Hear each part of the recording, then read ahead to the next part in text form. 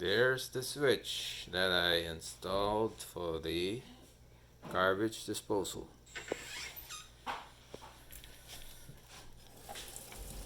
Works like this.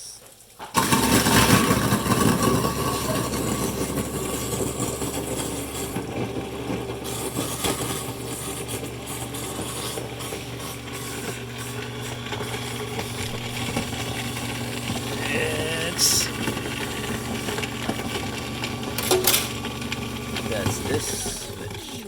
See, it's timed. It stops on its own when it's done.